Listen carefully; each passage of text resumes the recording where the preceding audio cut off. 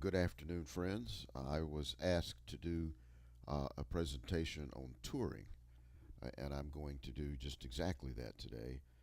This particular PowerPoint presentation that you'll see in front of you is part of a large presentation that I do on touring, and I'm going to skip through it. If you just see me skip some slides, just ignore that. They're not germane to what I want to talk about today. So, what I am going to talk about is, let's assume for a moment that you are designing a tour. And for the beginning, we'll start with you're designing a regional type band, some local band who is going to try to tour regionally instead of nationally. And in order to do that, there are some tricks that you might want to think about. This is a map of the United States. I'm sure you guessed that. And that line going down the middle is not the Mississippi River. It's a line that divides the country for purposes of touring into an area of the country that has a whole lot of cities really close together and another area of the country that basically has almost nothing. Between Dallas and Los Angeles, there is so little. If you've ever driven that before, you'll know that there's nothing but hundreds of miles of desert. And the same is true up north, Wyoming, Nebraska. There might be mountains instead of desert, but it's still hundreds of miles of absolutely nothing. Uh, Beautiful scenery, but no cities, and just a bunch of small little towns that are very far apart. So that gives you the idea that we should be thinking about touring east of that line as opposed to west of that line. So now some ideas about how to go about scheduling a tour. This particular picture assumes that you're starting somewhere around the Nashville area, but you can start it from anywhere. Whatever dot is your town, wherever you happen to live or wherever you're touring from. And this gives you some ideas, like the small circle. Those would be the types of tours that you could do overnight. You could travel if you wanted to do a weekend in one of these places. That would be just a small tour that you could do. The bigger you get, you might want to try this circle for a larger tour. And then if you really want to do an extended tour, you would go all the way out in this circle here. Or it could actually cover anything within this circle, would be an extended tour. But you would want to do it with some sort of logic, like, for example, this. This is sort of a four-leaf clover design. I've seen people draw 5-point stars. I've seen all types of different things. But you would probably, you want to go a week and spend a week in this area, and then go the next week and spend a week in this area, as opposed to going from here to here to here to here, all in the course of 1 week. Make some common logical sense out of it so that you don't waste gasoline and money going on hopping the country tours, so that everything is routed. We use the term routed, and I'll show you what a routing sheet looks like in a few minutes. Um, this is an idea for a national tour. You would start it, in the case of this one starts somewhere up in Illinois, and it makes the tour. It sort of just makes a big figure eight. You can make any design you want to. You can make a figure 6 or a figure 3 or whatever you want to, as long as it makes sense, as long as you have a line that you can follow, as opposed to just going here to here to here to here to here to here to here. None of that would make any kind of sense at all. Now, this is a picture of a tour bus. If you've never been on one, uh, I can't say that you're missing a lot. Tour buses, uh, they look huge, but the fact is they're not. There's not a lot of privacy. All tour buses look roughly the same. This area right up here near the front is sort of the awake area where everybody can congregate. You'll see there's a lot of seats. These are all seats. There's a booth for eating. There's a sofa over here. There's all kinds of drawers and things that have soft drinks and food where you can keep stuff. This, of course, would be the bathroom. Some of them have showers, some of them don't, most of them don't. There's always a little place where you can have running water and put a coffee pot so you can at least make coffee. Over here is where you sleep. And this may look great, but the fact is there's three bunks here, packed one on top of the other. There's three bunks here, there's three bunks here, there's three bunks here. That comes to a total of 12 people sleeping in an area barely probably 10 feet by 10 feet here. And now you can remove some of these and make these two people bunks instead of three people bunks. And then there's a room in the back. It's almost always for the major touring artist or for whoever just leads the band or whoever gets lucky. They've got some space back here in the back. Or it could be the smoking area. You could have this is the smoking area. This is the non-smoking area. However that people would like to do it, there are ways to do it. Now, if you want to know what the bunk areas look like, they look like coffins. Here they are right here. And as I said, it's possible to make these into two-man bunks. You can take the top one out, and then this one, the middle one, will move up so that there's a little bit more space. Almost all of them have this little TV thing in there, which nobody ever uses, and they take them out. Here's a trick. Always sleep with your feet towards the front of the bus.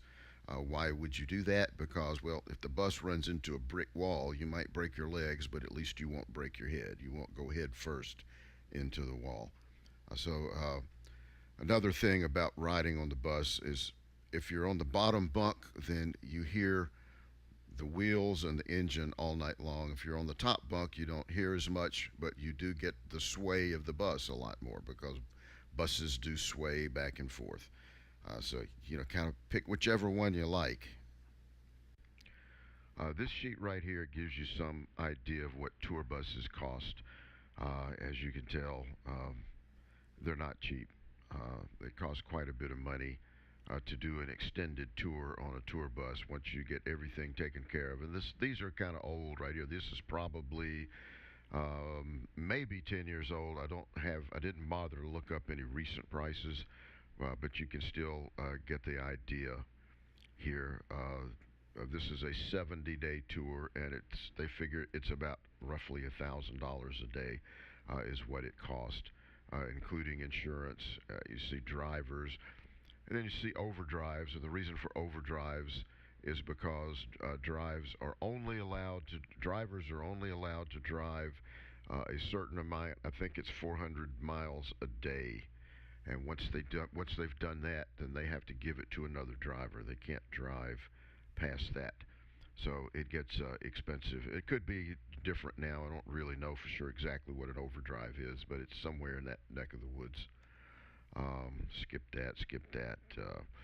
Few myths of touring. Myth number one: rock tours are glamorous. Yeah, if you've ever been on one, you'll know that there is nothing glamorous about it.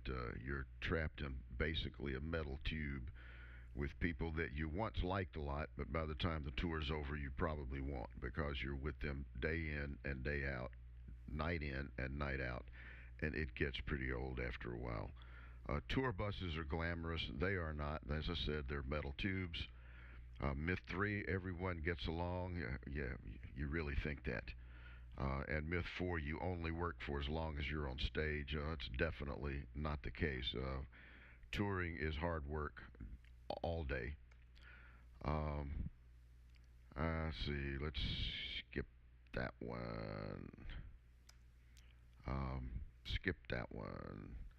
This is a budgeting sheet for a tour right here, which I'm going to skip for right now too because we're not going to do a budget. But the next question might be that you would want to ask is, how do I get gigs? Where would I go to get the gigs? Well, there's a lot of places you can go. We've talked about Polestar before, and you can always go to Polestar uh, at polestar.com, and you can see what some of the places are. Like, for example, if we wanted to see Jackson, Mississippi, just as an example, let's do that.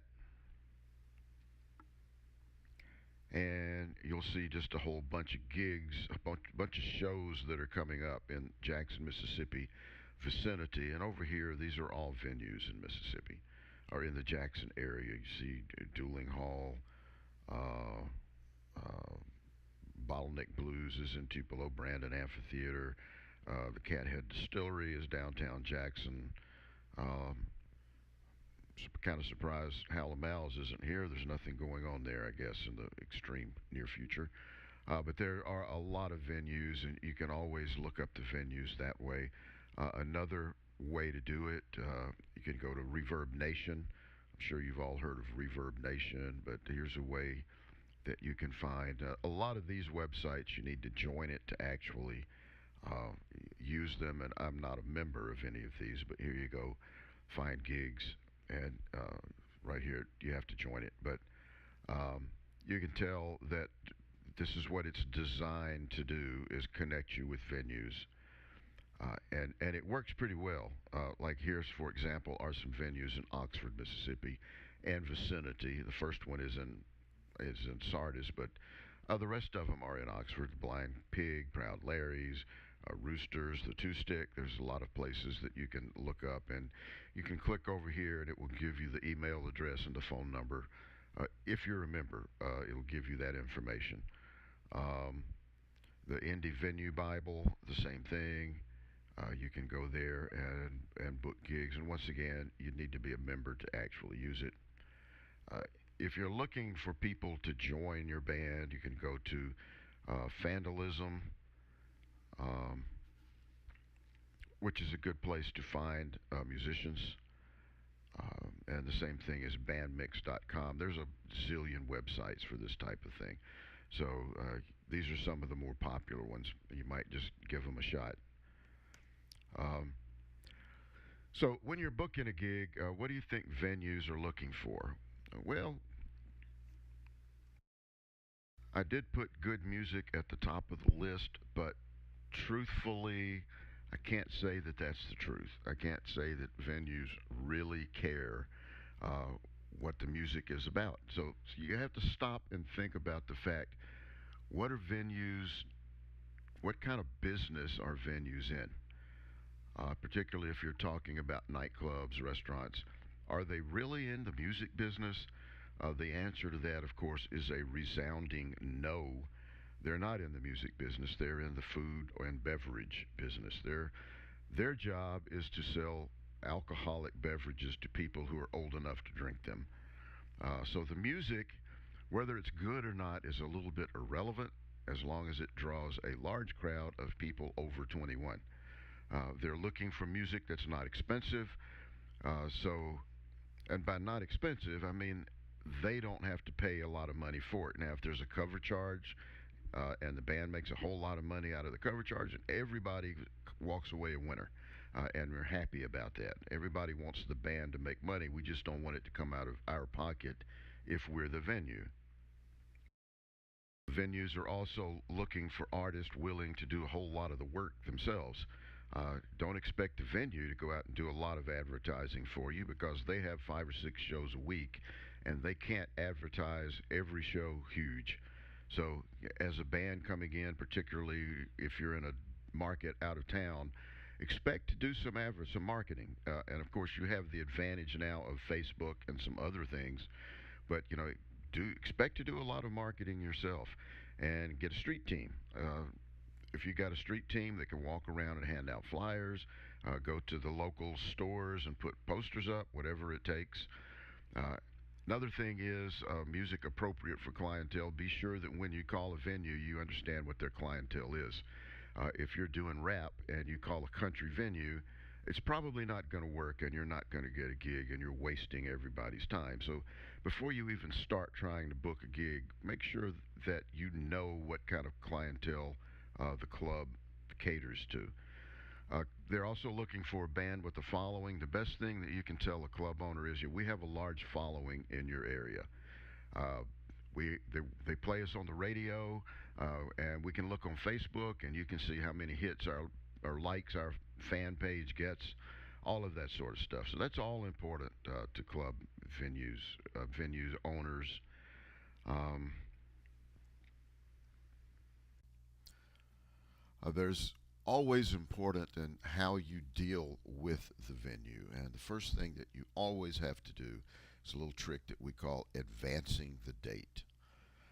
And what that means is there is a communication between the artist or the artist representative and the venue or the venue representative, at least at the absolute minimum a week, and we recommend at least 2 weeks.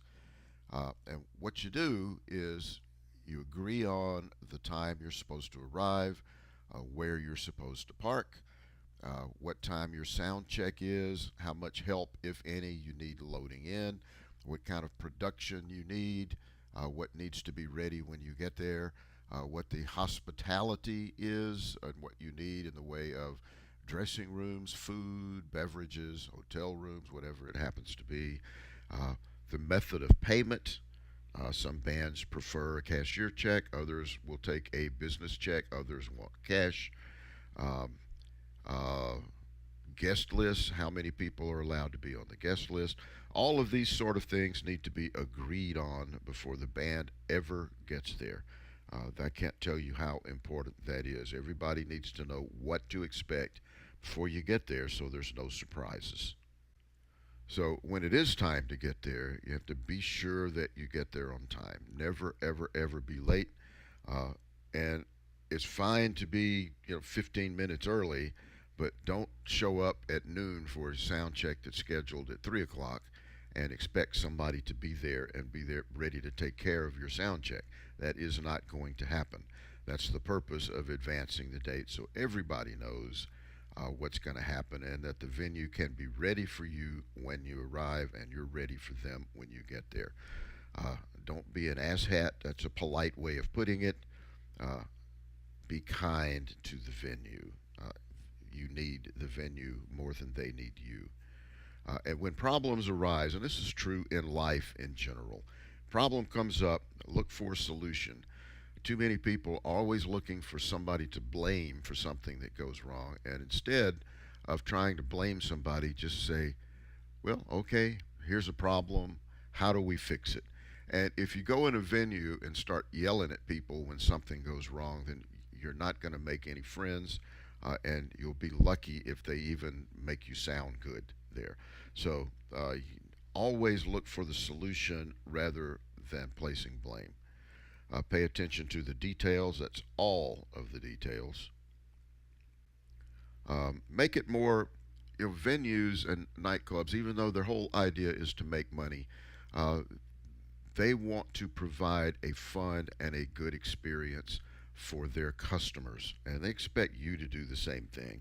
When you get there, be sure to make it more about the customers and the people that are there than about the money that you're making. And even if only 5 people show up, you still have to do the best possible show that you can do. Don't ask for anything that you didn't advance it. If you didn't ask for beer, don't go and demand 3 cases of beer. You're not going to get it. You're just going to piss everybody off. The same thing is true of the guest list. If you advanced 2 guests per band member and all of a sudden you have 10 people that you want to get into the show, you're going to really make people angry about that. And when it's time to play, you need to be ready to play. Your technical requirements. You have to be sure that they understand what your technical requirements are. And if they have to get some kind of gear that they don't have and they have to get from somewhere else, you need to be sure you give them plenty of time to do that. Don't expect to call them on Thursday for a gig that's on Friday and have them ship in a particular console or a particular set of drums. They're not going to be able to find it in a day. So don't expect that. When you're doing technical riders, and there's always 2 kinds of riders. There's a hospitality rider, there's a technical rider. The hospitality rider has all the stuff that you expect in terms of food, beverage, hotels, uh, uh, runners, all of that sort of thing. The tech rider is there's 2 particular things that need to go on it. Number one is all the gear that you need, and then an input list so that see if I have one. Here's an input list right here. So, kick drum is in channel 1, snare drum, bottom, two mics on the snare drum here if you can't read this. One on the bottom, one on the top, and that's in channels 2 and 3. Hi-hats 4, the rack toms, and it goes on down, and you can see when it gets down to the vocals. All of that is important to know that they're ready for you, and they have a console that's ready, and they have the mics run and the cables ready to go when you get there. One other thing that you always need to do is a stage plot, which is the way that you let everybody know what's going on, what the stage should look like. And to do that, you can go right here to techwriter.com, and you can click on that and watch the beach ball go. And then you get to this, which will load. And as you can tell, I have already done a lot of this before, so I'm going to open a stage plot here, and I'll show you one called the DMI All-Stars TechWriter, because this is the one that I use with my group here at the DMI, which is the DMI All-Stars. And you can see that it has a set of drums, it has a guitar with an amp and a monitor and power. The same thing, here's a bass and an amp and power and a monitor. The drums also have a monitor. Keyboard here with a microphone and a DI, a direct input, and a monitor. Same thing's true for the second keyboard, and then vocals up front with two monitors. And this sort of thing that you can design for yourself. And when you do put one of them in, it will add down here so that you can put all the things that you need and notes. Like here, for example, I put things like we need a boom stand or we need a straight stand.